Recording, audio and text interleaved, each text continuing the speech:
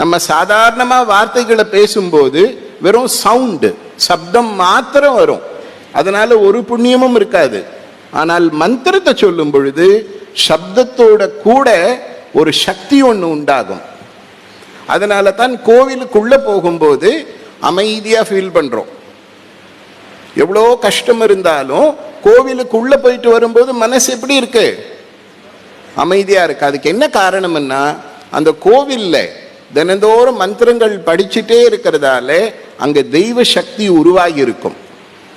அந்த தெய்வ சக்தி உருவாகி இருக்கிற இடத்துல நாம போகும்போது அங்க இருக்கிற சக்தி எல்லாம் நம்ம உடம்பு என்ன பண்ணும்? வாங்கிக்கும். அதுக்கு தான் கோவிலுக்கு போறது.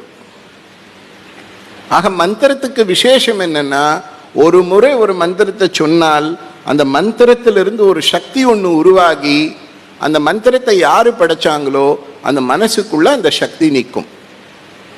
நீங்க தினந்தோறும் அந்த மந்திரத்தை சொன்னீங்கன்னா அந்த மந்திரத்தினுடைய தெய்வ சக்தி உங்க உடம்புக்குள்ள உருவாகி நீங்க இருக்கிற அந்த வீட்டில் அந்த சக்தி உருவாகும். அந்த சக்தி உருவாகிறதால மனசுக்கு அமைதி, ஆரோக்கியம், இருக்கிற குழப்பம், பிரச்சனைகள் எல்லாம் தீரும். இதுதான் மந்திரத்தினுடைய விசேஷம்.